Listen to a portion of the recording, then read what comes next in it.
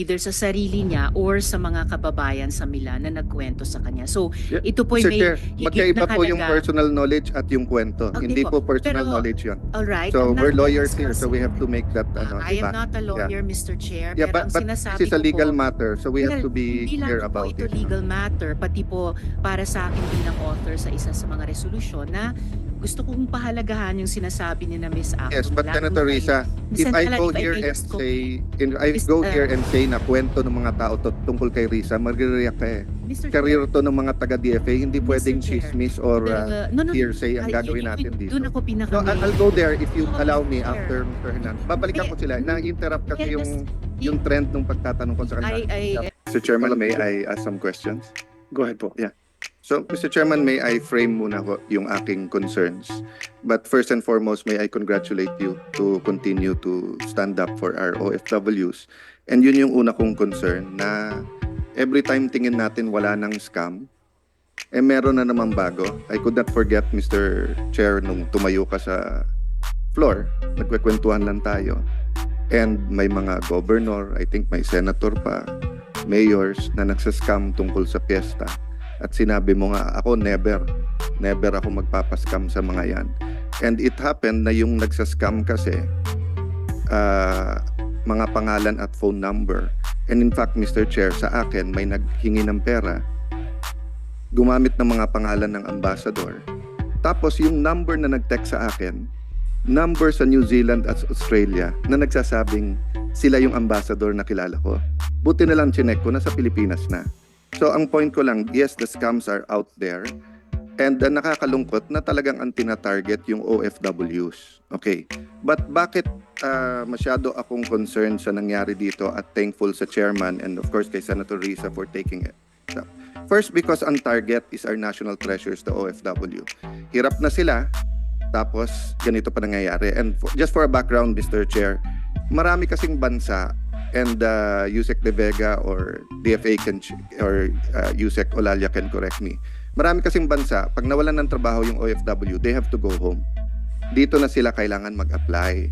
So nung wala pang Department of Migrant Workers, the DFA was working hard with the host countries na pwede bang may palugid kayong time pag nandyan yung mga OFW para hindi na nila kailangang umuwi. Makahanap sila ng trabaho. Ang problema, dun ngayon pumasok yung scam. So may mga bansa na maluwag sila sa Pilipino na hindi pinapauwi right away. May mga nag-iimbento that they can, for money, get them jobs. Okay. Second, I'm very much concerned how both the Department of Foreign Affairs and Migrant Workers has handled this. You're putting all the onus on Conjen Cato when as early as August, alam nyo na lahat na meron to. And my questions will prove my point. Last 2 points, Mr. Chair. I'm also concerned whether this was a demolition job by some people in Tribune or whether this was a legitimate press freedom issue of bringing out this issue. If it was a demolition job, I will ask you questions, Ms. Fernandez, don't worry. If it was a demolition job, a PR job, bakit kayo sa DFA at migrant workers, di kayo nagsasalita para sa empleyado nyo? Oh, ngayon, kung hindi naman to demolition job, bakit nyo hindi dinidisiplina ang inyong sariling worker? Diba? Dalawa lang naman yun eh. So what's my main point? Tiwala sa gobyerno. Nawawalan yung OFW ng tiwala sa gobyerno dahil sa nangyayaring ganito eh. Dapat August solved na to eh. Kung nagpanik kayo sa DMW at DFA na may ganitong scam at tumulong kayo, tapos na to. Kung may ginawang masama si Conjen Cato, dapat tinanggal nyo na. Or sa sunod-sunod na banat ng Tribune, nilabas nyo yung investigasyon nyo. May investigasyon naman kayo eh. Yes or no, Yusek De Vega? You have an investigation, di ba? Yes or no lang? Yes or Your no? Honor, I was there for actually it wasn't an investigation, more than a fact-finding. Oh yes. I So you had the wasn't fact-finding, yes I or wasn't no? Yes, I was. Oh, sir. and was Yusek Elmer Cato cleared? Yes or no? Sir, I was not there to accuse him of anything. No, I'm not talking about you. I'm talking about DFA. I have limited time, Yusek. So I just want a straight answer. Was he cleared or is he guilty? There is no evidence that he made money out of this thing or Okay. anything. It seems that, well, Did he drop the ball unfortunately- in the investigation or was he on it? Ito po nangyari po, if I may. No.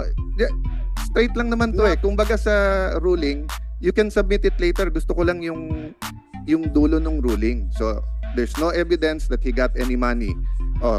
Yung mga sinabi niya dito kay Senator Tulfo, na as early as August, humingi ng abogado, etc. Totoo yun? Hindi. Yes. but- Okay, so let me stop there. Pero wala kayong, sumagot ba kayo sa Tribune? Kinall out niyo ba yung Tribune na sinisira nila ang DFA? Hindi lang naman si Elmer ang ano eh. When I was secretary, inuutusan ko si Elmer. Elmer, pag may bumanat sa ambassador ko or sa congen ko, sagutin nyo kung tama sila. Kasi don't let it fester. Di ba? Nabubuo yung public opinion ng tao eh. So let me now go to my question. When I was secretary, we increased the legal assistant fund from 100 to 250 million pesos. And we totally changed the guidelines. Dati, kailangan may kaso na yung OFW bago mo pwede bigyan ng abogado. Under the new guidelines, when I was secretary, so old na yon dahil 2018 pa yon, nangungonsulta pa lang pwede na, di ba? And during that time, the ambassador was authorized to go ahead and get it. It was a simple text message to Yusek Sara, tapos go na. So let me ask, bakit August 30 ang request? Bakit inapprove nyo bakit November pa nagka-abogado? And this is, let me, preliminary question to that. Trabaho ba ng DMW ngayon yan o trabaho ng DFA? Yung magbigay ng abogado. Kaninong trabaho yon? Answer, Mr. Yusek De Vega. Yeah, so technically, dahil OFW sila, dapat sa DMW. Okay, But DMW, bakit hindi nyo binigyan ng abogado? Ni-requestan kayo ang aga-aga pa, August 30. Your Honor, meron po. Meron po kaming hinire na abogado sa Italy at meron na po silang abogado. What no. date, sir? The very first time we came to know of the incident, a fact-finding team was sent there and the fact-finding members hired a lawyer immediately. Your When, sir? When? Tapos pinagbibintang ka na, ba't ang tagal ng abogado? Ang tagal ng report eh.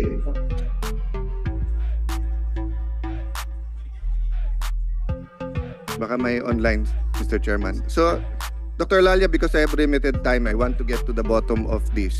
The Chairman and Sen. Risa are just being gracious to me. Give me the dates. Kailan nyo nalaman na may scam at kailan kayo nakahire ng abogado? Your Honor, the team went there in second week of October. Oh, And then- August pa lang sinabi na eh. Di ba may tao naman kayo doon? Yes, Your Honor. Conjen Cato, ilan ang Pilipino sa Milan? About more than 100,000, Ilan ang Pilipino sa Italy? about 167,000. So, isa sa pinakamalaki sa Europe? Opo. Okay, Yusek Olalia, magkaibigan tayo ha, but let me be forefront dito sa hearing na to ha. Meron ba kayong senior official dun sa Italy? May labor attaché kayo nung August last year? Yes, Your Honor. Meron po. Wala. Mr. Chairman, please note, hindi alam ni Yusek na wala silang senior official doon. Kaya nagkaganito, kasi trabaho nyo yan eh. At isa sa pinakamalaki ang Pilipino sa Italy. Hindi alam ng ating mga kababayan, hindi trabaho ng congen yung issue na to. So, Miss Apple, trabaho to ng DMW. Ang problema, pag nagmamarites, kailangan mag-research. Di ba? Chat group. So let me stop at you first and go to Miss Apple. Miss Apple, alin sa mga sinasabi mo sa Tribune ay personal knowledge mo at ilan doon ay chismis lang na napakinggan mo lang?